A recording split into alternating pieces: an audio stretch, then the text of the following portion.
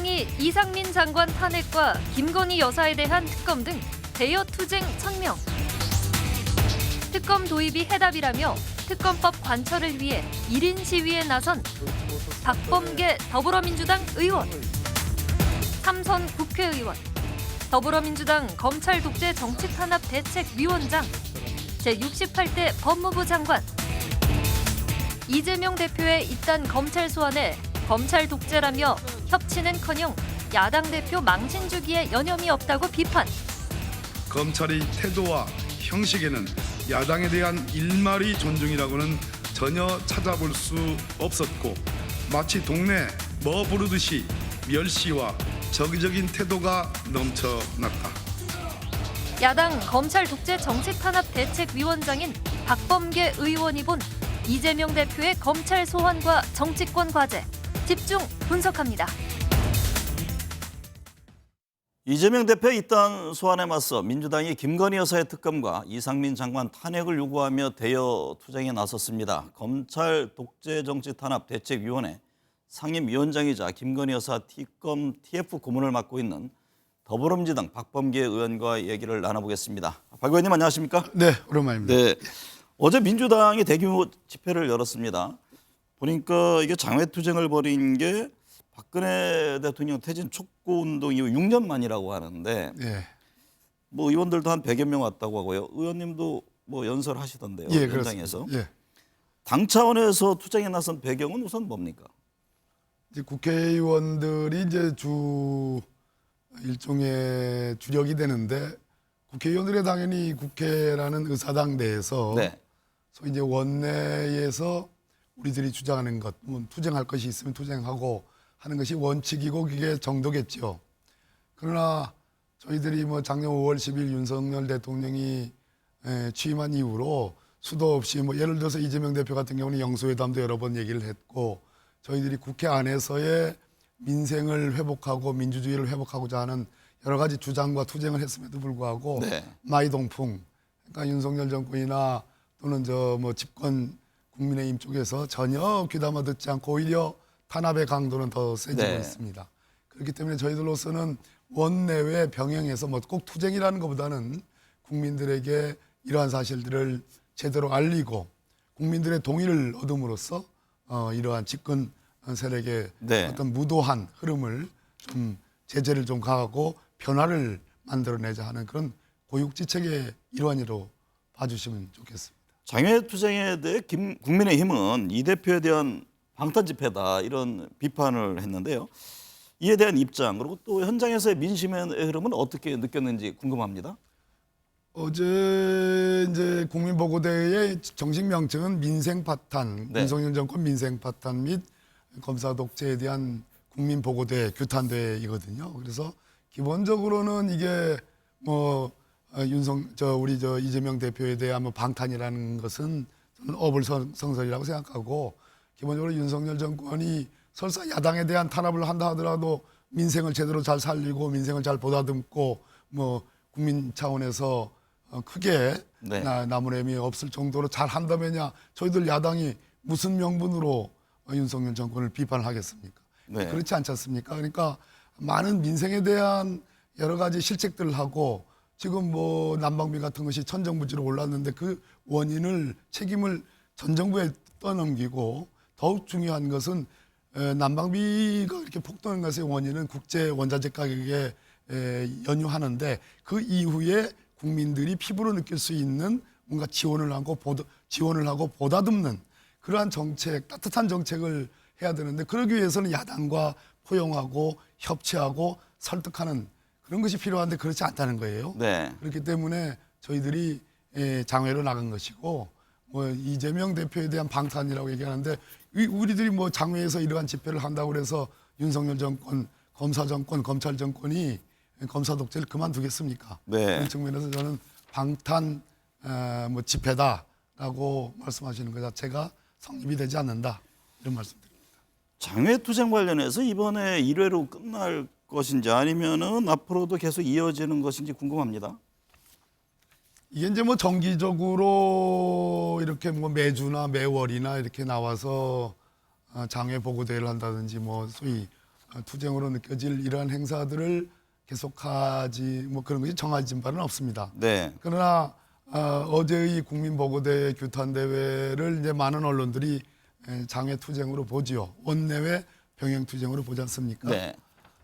여기까지 나오는 데 있어서 제가 장외에 나가서 뭔가 국민들께 말씀드리고 국민들에게 홍보를 하고 국민과 함께하는 정권의 무도함을 규탄하는 것이 필요하다라는 이 얘기가 나온 지가 제가 보기에는 한 작년 한 10월 한 몇 달 됐거든요. 한 네. 3, 4개월 된 얘기예요. 3, 4개월 동안 묵히고 묵혀서 결국은 장외로 나가서 국민들과 직접 설득하고 말씀을 드려야 되겠다라는 결단을 해서 나온 마당이니까 네. 이것이 쉽게 이번이 마지막이고 이번이 끝이다라고 단정하기는 어렵지 않겠느냐 네. 하는 생각이 듭니다. 어제 집회에서 김건희 여사에 대한 특검, 이상민 장관의 탄핵에 대한 의지도 재차 밝혔는데요. 앞서 민주당은 의원총회를 열고 이상민 장관 탄핵, 김 여사 특검 논했지만 결론을 못 냈습니다. 내일 의원총회에서 최종 결론을 내겠다 이런 입장인데 어떤 전망입니까? 저는 둘 다 찬성하는 입장이고 그렇게 주장을 해온 입장입니다. 네. 김건희 여사 특검법의 문제는 저희 민주당에 크게 이견이 없는 것 같아요. 네. 다만 결정을 좀 미뤘을 뿐이고 함께 결정을 해야 되겠죠. 그다음에 뭐 김건희 여사 특검 문제는 한 말씀만 더 드리면 스모킹건 지금 기소돼서 재판받고 있는 사람들과 공범이라 볼 수 있는 스모킹건이 나왔음에도 불구하고 검찰이 아직까지도 무슨 결정을 하지 못하고 있는 거기 때문에 네. 저는 특검만이 진실을 가릴 수 있다라고 그렇게 생각을 하고요. 네. 이상민 장관 탄핵 문제도 크게 이론이 있는 것은 아닙니다. 그러나 몇몇 분들이 이것이 이제 헌법재판소에 가서 결론이 어떻게 날 것이냐라는 것을 우려하는 것도 있고 네. 그런 측면이 있는데 또 지금 뭐 국수본에 의한 수사 자체가 한계가 있고 그러다 보니까 검찰이 또 뭐 대대적인 압수수색도 하고 있는 거 아니겠습니까?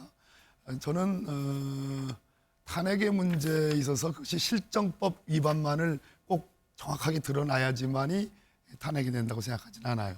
무슨 말씀이냐면 뭐 대통령에 대한 탄핵과 장관에 대한 탄핵은 그 요건 자체가 다릅니다. 대통령은 3분의 2, 네. 장관은 과반수인데요. 그만큼 정무직 공무원, 대통령이 아닌 정무직 공무원이 그게 직업 공무원처럼 신분보장이 되는 자리가 아니지 않습니까? 네. 많은 분들이 돌아가셨고 그 꽃다운 젊은 아이들이 정말 서서 돌아갔습니다. 그런 측면에 대해서 정치적 책임이 없다 할 수 없고 재난관리법상의 컨트롤 타임이 분명하고 네. 더욱 중요한 것은 헌법에 이 저 공무원의 일종의 국민에 대한 국민 전체에 대한 봉사자 또 국민에 대한 책임을 지는 헌법 7조 1항의 조항이 있습니다.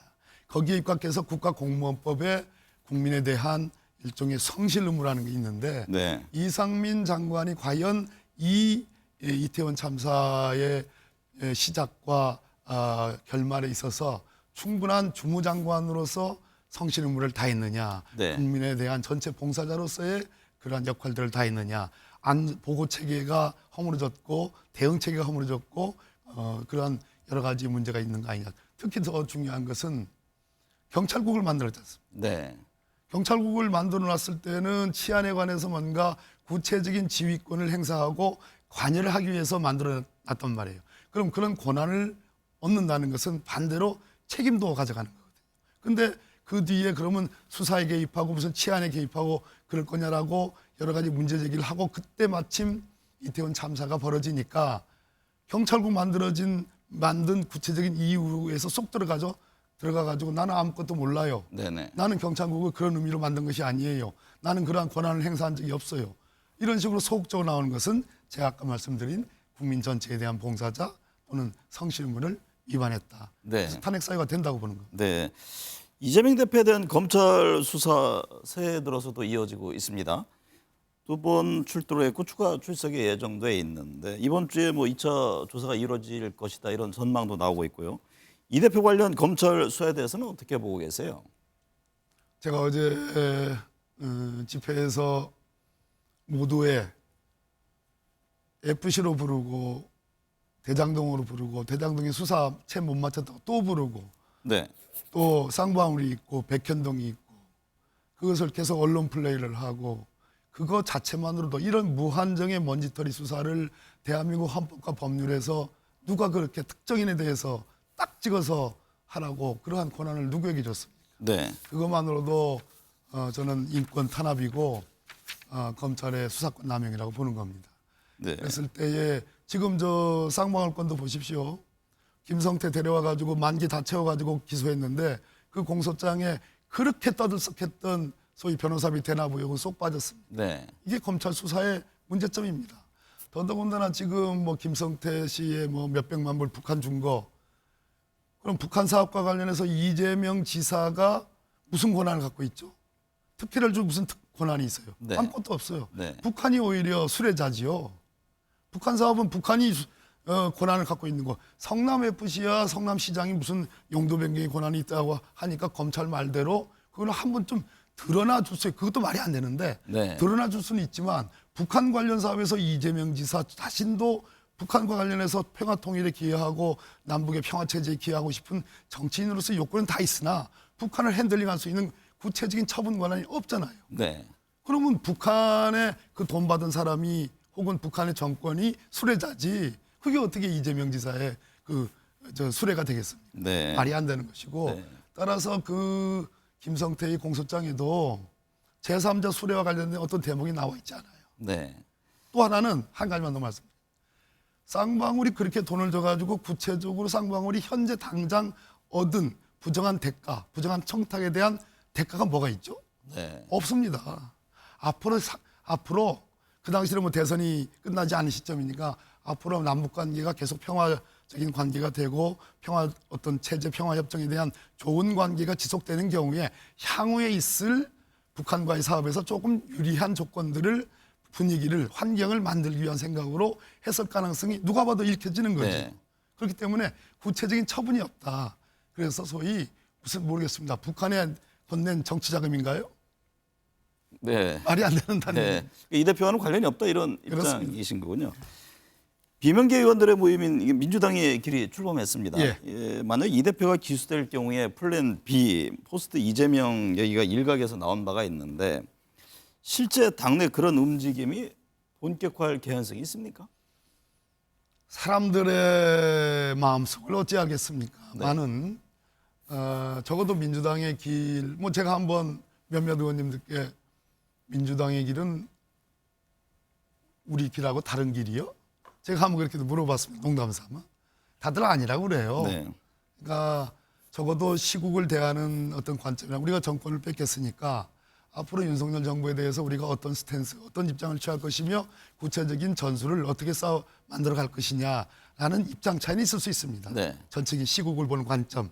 그리고 1년 뭐 조금 남은 내년의 총선에 대해서 어떤 방식으로 대응을 하는 것이 민주당이 승리하기 위한 좋은 길인가 하는 여러 가지 갑론을박의 어떤 수단과 방법에 대한 견해 차이가 있을 수 있으나 네. 적어도 이재명 지사가 지금 정치 탄압으로 정치 보복으로 탄압받고 있다라고 하는 이 진단에 대해서 저는 그분들이 다른 견해를 갖고 있다고 생각하지 않습니다. 네. 한동훈 법무부 장관이 이재명 대표에 대한 검찰 수사 등 개별 사건에 대해서 언급한 것을 두고 이게 정치적 논란이 있습니다. 한 장관이 정치적 행보를 하고 있다고 보세요? 하고 있죠. 그러니까 대체로 이제 이런 겁니다. 저도 이제 법무부 장관에서 국회에 나오면 여당 의원, 야당 의원들이 이제 질문 공세를 하지 않습니까? 네. 국회 법사위든 뭐 전체 본회의든 그런 속에서 어떤 경우에는 답을 하지 않을 수가 없는 그런 상황이 있습니다. 왜냐하면 국회의원의 의정활동이라는 게 국민을 대표해서 하는 것이고 법에 근거해서 하는 것이기 때문에 그래서 마지못해 어떠한 발언들, 현안에 대한 발언들을 하면 정말 그 당시 국민의힘 의원들이 수사에 개입하는 것이다, 관여하는 것이다, 뭐 이러한 비판을 했습니다. 그런데 한동훈 장관은 제가 보니까 뭐 국회 법사위뿐만 아니라 국회 본회의뿐만 아니라 심지어 뭐 법사위와 관련되지 않은 다른 의원들의 질문이나 심지어 내가 언제 몇 시에 가니까 거기서 기자들 인터뷰를 하지 않습니까? 네. 국회 와서도 법사위가 아닌 국회 정문 앞에서도 하고 또 법무부 가면서도 하고 근데 법무부에서 하는 인터뷰라든지 국회에서 하는 그러한 인터뷰들이 현안과 관련되지 않고 국회 법무행정과 관련된 것이라면 문제를 안 삼겠는데 구체적인 수사 현안에 대해서 네. 마치 기다렸듯이 아니면 그러한 질문을 하기를 바랐듯이 그렇게 얘기를 하며 그 얘기의 내용도 정말 제가 보기에는 뭐 누구 표현에 가면 정말 가볍게 그지없고 어떤 경우에는 정말 국회의원, 네. 국회라는 대한민국의 국민의 대표의 민의의 전당에 대한 이마만큼의 존중 의사가 있느냐라고 네. 그것에 대해서는 의문을 가지지 않을 수 없고 오히려 적대감을 피하고 이재명 대표를 대하는 그런 발언들은 거의 기정사실로 사실 유죄를 거의 확정짓고 거기에 대해서 자기의 어떤 감정을 숨기지 않는 네. 그런 발언들을 보면서 이분이 법무부 장관이 이제는 아니구나. 네. 사실상 정치에 입문한 거 아닌가 하는 그런 착각을 일으키게 할 정도입니다. 법원이 조국 전 장관에 대해서 입시 비리 등과 관련 1심에서 실형을 선고했습니다. 이번 판결은 어떻게 보셨어요? 뭐 이제 기존에 먼저 진행된 재판 정경심 여사에 대한 재판이 있었기 때문에 뭐 통무죄가 나올 것인가 하는 것에 대해서는 사실 뭐 반신반의를 했습니다. 그러나 몇 가지는 무죄가 나왔고 적어도 형량에 관해서는 저는 전혀 수긍할 수 없을 것이 없고 좀 그 여러 가지 조국 전 민정수석이 얘기하는 여러 가지 주장하는 측면들을 충실히 저는 심리하지 않았다. 네. 그런 생각이 들고 참으로 안타깝고 정말 한 가족이 이렇게 수사와 재판이라는 이름으로 열문지화를 당해도 되는 것인지 하는 그러한 감정을 누릴 길이 없고요. 네. 그래서 조국 수석 본인도 항소해서 네. 뭐 조국 장관이시죠. 장관 저희 전 전임 장관이신데 항소해서 법원에 다시 충분한 소명과 어떤 설득을 하겠다고 하시니까 네. 항소해서 좋은 결과가 나오기를 진심으로 바랍니다. 국민의힘 움직임 여쭤볼게요. 예. 국민의힘 전당대회 후보자 등록이 끝났습니다. 지금 윤심 논란 속에 김기현, 안철수 2파전으로 흘러가는 양상인데 어떻게 지켜보고 계세요? 이 분위기면은 글쎄요, 대체로 여론조사를 여러 번 반복해서 하고 모집단이 어느 정도 객관성이 증명이 되면 그 여론조사의 추이와 향배가 결론에도 맞죠. 네. 과거 국민의힘은 이준석이라는 아주 젊은 리더를 정말 벼락같이 당대표로 만들었지 않습니까? 네. 그런 흐름들이 있습니다. 그래서 저는 김기현 전 원내대표보다는 안철수 의원이 더 유리한 거 아닌가 하는 그런 느낌을 갖고 있습니다. 네. 김기현 전 원내대표께서 여러 가지 실수를 좀 하는 것 같고 더군다나 더욱 중요한 것은 대통령실에서 아니 윤석열 대통령 자신이 저는 이거는 공천 개입이다라고 주장하고 그는 선거법 위반 소지가 매우 높다라고 저는 생각하는 사람이거든요. 네. 그런 측면에서 그것에 대해서 국민의힘의 당원들이 만약 그럼에도 불구하고 김기현 대표를 만든다면은 그것은 대한민국의 정당제도라든지 민주정당제도 같은 것이 지금 크게 위협받고 있는 거죠. 네. 내년 총선을 앞두고 선거구제 개편 문제가 지금 논의 네. 중인데요. 선거제 개편 또 사연 중임제 개헌 등의 문제 이거 어떻게 전망하세요? 저도 사실은 중대선거구제 과거 노무현 대통령께서 하신 말씀 네네. 청와대 출입하셨으니까 그렇죠. 그래서 중대선거구제가 여러 가지 전제 조건을 잘 설계를 하면 말 그대로 소위 이제 사표들을 많이 맞고 소위 우리나라가 너무나 다원화된 사회가 됐기 때문에 여러 다당제가 탄생하고 그 속에서 소수자의 대변 또한 어떤 연정의 어떤 필요성들 극단적인 어떤 올와 나싱 이거 아니면 저거 네 편 내 편 이렇게 편가르는 분열된 사회를 좀 극복할 수 있는 좋은 제도라는 생각을 했어요. 네. 이걸 윤석열 대통령이 말씀하셨습니다. 먼저 네. 치고 나왔죠. 네. 민주당에서 이 얘기가 얘기되고 있고 정의당에서도 얘기되고 여러 가지 시민사회에서 상당 부분 얘기가 되는 것을 알고 지금 먼저 선점했다고 보는데 네. 윤석열 대통령께서 이 중대선거구제를 말씀하시는 순간 안 되는 겁니다. 그렇습니까? 안 왜죠? 되는 거죠. 왜냐하면 이것은 국회의원들의 룰입니다. 네. 국회의원을 어떻게 뽑냐의 문제고 의석수를 어떻게 배분하냐의 문제고 국회의 정치적 세력들을 어떻게 연동시키냐의 문제인데 네. 그것을 국가 원수이자 행정부의 수반인 특히 행정부 수반인 윤석열 대통령 특히 탄압의 주체라고 할 수 있는 윤석열 대통령이 야당을 향해서 그 얘기를 하는 순간 이건 물 건너가는 거예요. 만약에 내가 임기를 중단해서 개헌도 하고 권한도 분산시키고 대통령의 무소불위의 권한도 분산시키고 임기도 내가 중단할 수도 단축할 수도 있다. 네. 이 개헌과 함께 중대선거구제를 진심을 담아서 한번 해보자라고 했으면 모르죠. 네. 새해 첫 달이 지나고 2월이 시작됐습니다. 2월 국회에서는 다뤄야 할 현안들 대부분이 민생과 관련된 것들입니다. 아무쪼록 민생국회를 통해 국민들의 시린 가슴을 녹일 수 있었으면 합니다. 오늘 말씀 감사합니다. 예, 고맙습니다.